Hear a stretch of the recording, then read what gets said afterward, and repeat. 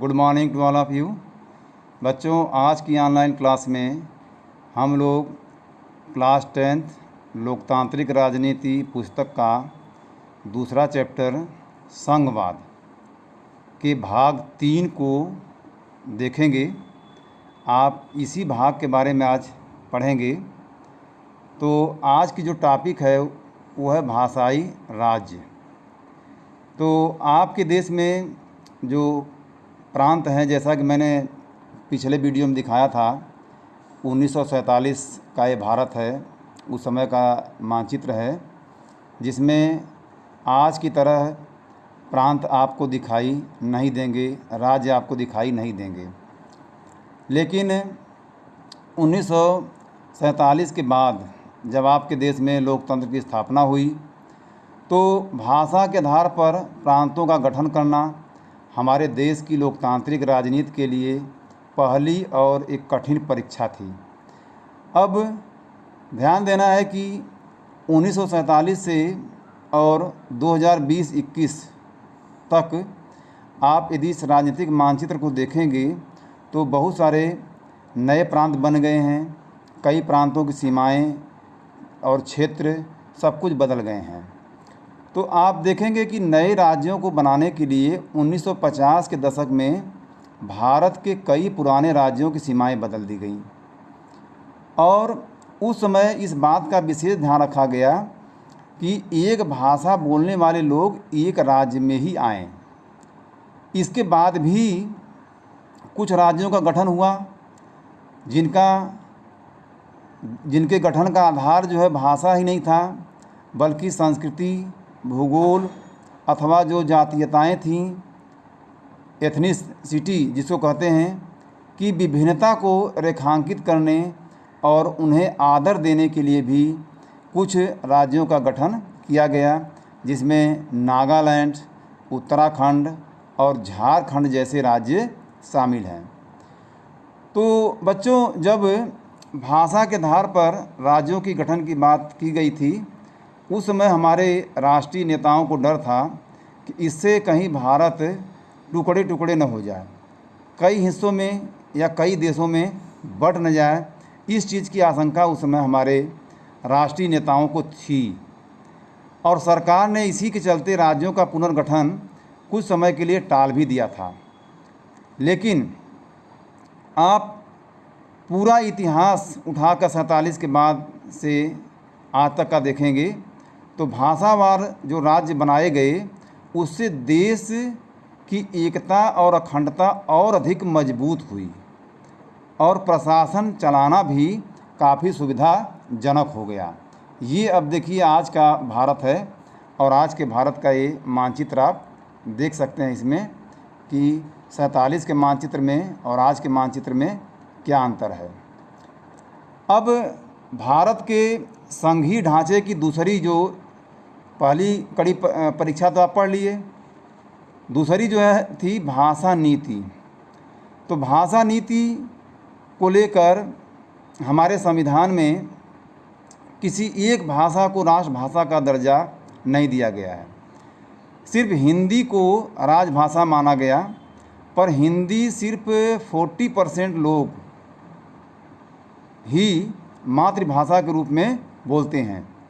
इसलिए अन्य भाषाओं के संरक्षण के अनेक दूसरे उपाय किए गए और संविधान में हिंदी के अलावा अन्य 21 भाषाओं को, 21 लैंग्वेजेस को अनुसूचित भाषा का दर्जा दिया गया और केंद्र सरकार के किसी भी पद पर उम्मीदवार इनमें से किसी भी भाषा में परीक्षा दे सकता है, बशर्ते कि वह उम्मीदवार पहले इन 21 भाषाओं में से परीक्षा देने का कोई एक विकल्प चुने।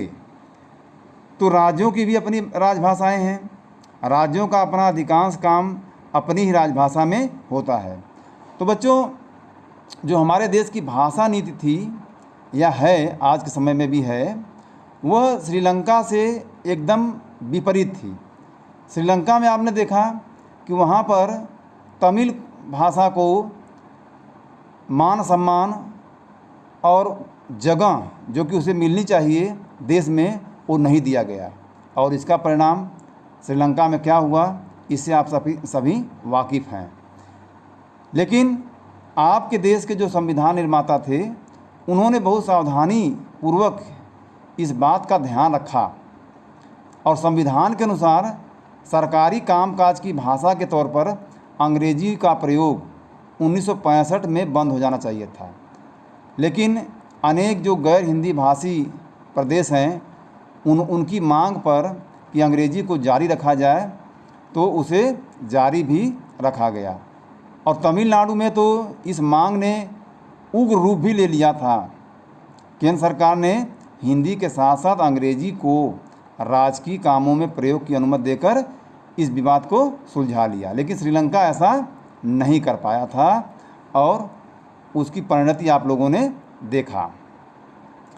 अब इसके बाद आप इस निष्कर्ष पर पहुंच सकते हैं कि हमारे जो भारतीय राजनेता थे उन्होंने भाषा को लेकर बहुत ही लचीला रुख अपनाया था, यानी किसी भी भाषा के महत्व की अनदेखी नहीं की गई थी।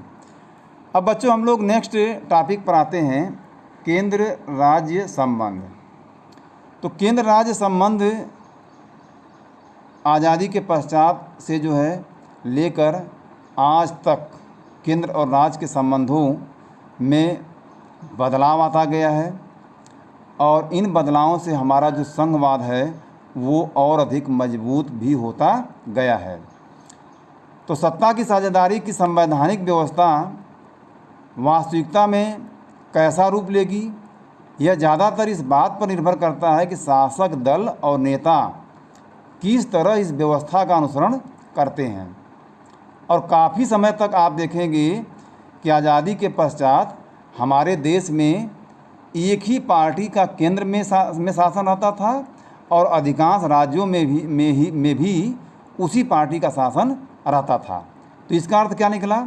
इसका अर्थ ये निकला कि राज्य सरकारों ने स्वायत्त संघीय इकाई के रूप में अपने अधिकारों का प्रयोग नहीं किया, यानी राज्य सरकारें अपने अधिकारों का प्रयोग नहीं करती थीं क्योंकि उसी पार्टी की सरकार केंद्र में भी होती थी और उसी पार्टी की सरकार राज्यों में भी होती थी। और इसलिए आप देखेंगे तो केंद्र राज्यों के हितों की अनदेखी भी करता था।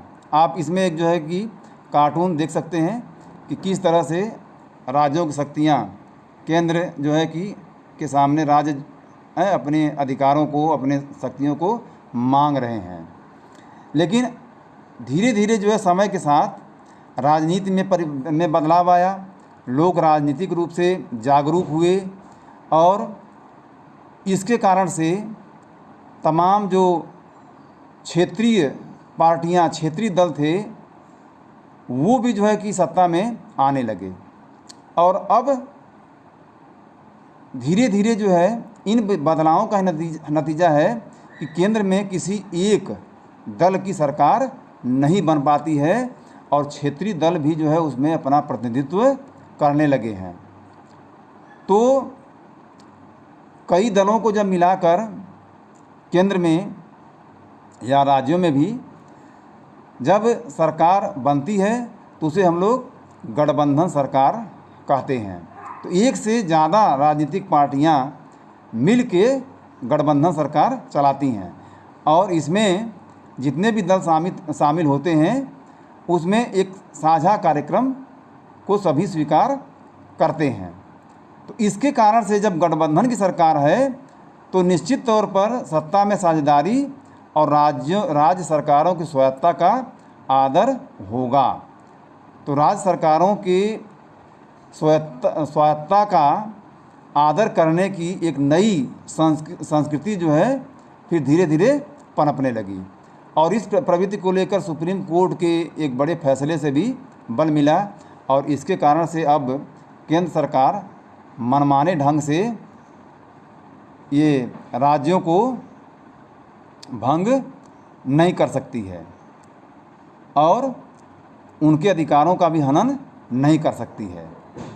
तो आप देखेंगे कि इस प्रकार से आज के संघीय ढांचे में, संघीय व्यवस्था में सत्ता की साझेदारी संविधान लागू होने के तत्काल बाद वाले दौर की तुलना में ज़्यादा प्रभावी है।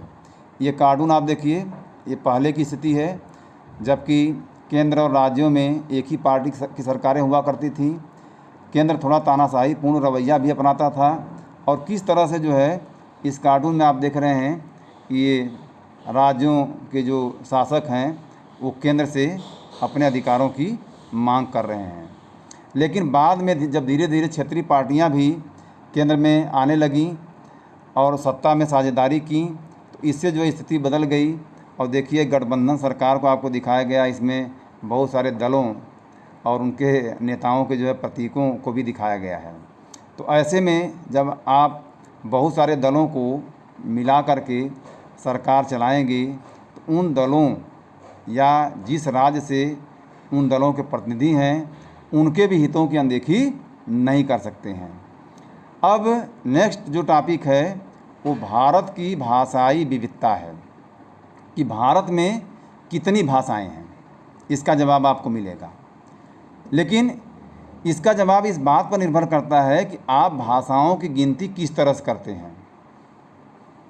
तो 2011 की जनगणना के आंकड़ों से पता चलता है कि जनगणना में लोगों ने 1300 से ज़्यादा अलग अलग भाषाओं को अपनी मातृभाषा के रूप में दर्ज कराया था। जनगणना के दौरान ये सारी चीज़ें जो है पूछकर लिखी जाती हैं। तो इन भाषाओं को प्रमुख भाषाओं के साथ समूहबद्ध कर दिया गया, जैसे भोजपुरी, मगही, बुंदेलखंडी, छत्तीसगढ़ी, राजस्थानी, और ऐसी दूसरी भाषाओं को हिंदी के अंदर जोड़ देते हैं या जोड़ लिया जाता है। तो ऐसी समूहबद्धता के बाद भी जनगणना में 121 प्रमुख भाषाएं पाई गईं, जिनमें से 22 भाषाओं को भारतीय संविधान की 8वीं अनुसूची में रखा गया। अब आपको यदि ये प्रश्न आता है कि हमारे देश की जो 22 भाषाएं हैं कुल जो जिनको अनुसूचित में किया गया है वो किस संविधान के किस अनुसूची में दर्ज हैं, तो आपका उत्तर होगा 8वीं अनुसूची में दर्ज हैं। और इसी कारण से इन्हें अनुसूचित भाषाएं भी कहा जाता है, 22 भाषाओं को। बाकी को गैर अनुसूचित भाषा कहते हैं। तो भाषा के लिहाज से देखेंगे तो मुझे लगता है कि भारत दुनिया का संभवतः सबसे ज़्यादा विविधता वाला देश होगा। अब सब हिंदी की बात भी थोड़ा कर लेते हैं कि कोई एक भाषा बहुसंख्यक भारतीयों की मातृभाषा नहीं है, लेकिन सबसे बड़ी भाषा हिंदी भी आप देखेंगे तो सिर्फ 44% लोग ही बोलते हैं या उनकी मातृभाषा है।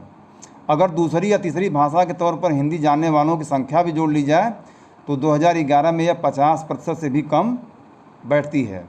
तो जहाँ तक अंग्रेज़ी की बात की जाए तो 0.02% लोग इसे अपनी मातृभाषा के रूप में बताए। तो दूसरी या तीसरी भाषा के तौर पर कुल मिलाकर 11% लोग ही इसे जानते थे। तो इस तरह से आप देखेंगे कि ये कौन सी भाषा अनुसूचित है, कुल 22 भाषाएं, और कितने परसेंट लोग उसको बोलने वाले हैं। तो ये यहाँ पर जो है आपको दिया गया है। जैसे असमिया है तो 1.26%, बांग्ला है 8.03%, इसी तरह से सारी भाषाओं का एक एक करके दिया गया। तो इसको याद करने की आपको बहुत ज़रूरत नहीं है, एक बार इसको आप पढ़ लीजिएगा। लेकिन थोड़ा सा भाषाई विविधता को दर्शाने वाला आप एक नक्शा बनाइए और नक्शे में विभिन्न इलाकों को अलग अलग रंग से भरिए और दिखाएं कि उन इलाकों के लोग कौन सी भाषा बोलते हैं। तो आप एक ये बना सकते हैं या इस सूचना के आधार पर जो आपको दिया गया है एक पाई चार्ट बना सकते हैं। तो इससे आपको थोड़ा सा जो है एक अलग तरीके से समझने का मौका मिलेगा। अब आप थोड़ा और आगे बढ़िए। राज्य पुनर्गठन आयोग की बात हम लोग करते हैं कि आज से 50 साल पहले 1 नवंबर 1956 को लागू किया गया था राज्य पुनर्गठन आयोग, और अपने दौर में और अपने तरीके से इसने राष्ट्र के राजनीतिक और संस्थागत जीवन को एकदम बदल दिया था। गांधी जी और अन्य नेताओं ने अपने अनुयायियों से वादा किया था आज़ादी के समय कि जब मुल्क आज़ाद होगा तो इस नए देश में नए प्रांत बनेंगे और भाषा के आधार पर प्रांतों का पुनर्गठन किया जाएगा। तो 1947 में मुल्क आज़ाद भी हुआ, तो बंटवारा भी हो गया इसका। विभाजन धार्मिक आस्था से पुरातन जुड़ाव का परिणाम था। यानी जो भारत पाकिस्तान का बंटवारा हुआ वो धार्मिक कारणों से हुआ, न कि भाषा के कारण से।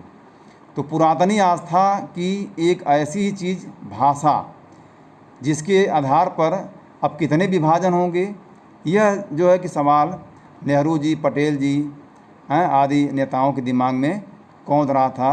वो इसके लिए एक तरह से तैयार नहीं थे।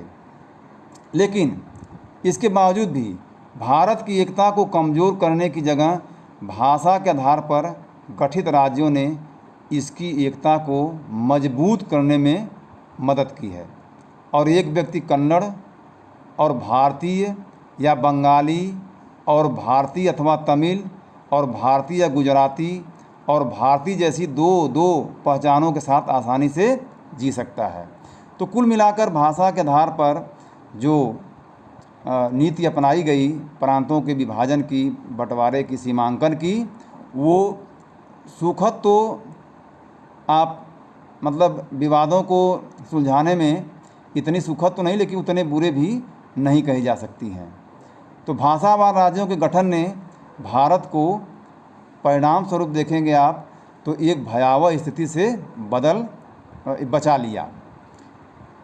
अगर तेलुगु, मराठी वगैरह बोलने वालों की भावनाओं का ख्याल न रखा गया होता तो यहाँ की स्थिति कुछ इस प्रकार होती: एक भाषा और 14-15 देश। तो भाषा को लेकर जो है 14-15 राष्ट्र भी बन सकते थे। तो आप जो है कि इससे समझ सकते हैं कि हमारे देश की भाषा नीति ने देश की एकता और अखंडता को मजबूत किया और संघवाद भी साथ साथ जो है सफल रहा। अब हम लोग नेक्स्ट टॉपिक पर आएंगे, भारत में विकेंद्रीकरण। इसके बारे में हम लोग कल की क्लास में देखेंगे। तब तक आप सभी बच्चे जो है पूरे अध्याय का नोट्स तैयार करते रहिए, प्रश्नों के उत्तर इसमें लिखते रहिए। Thank you to all of you.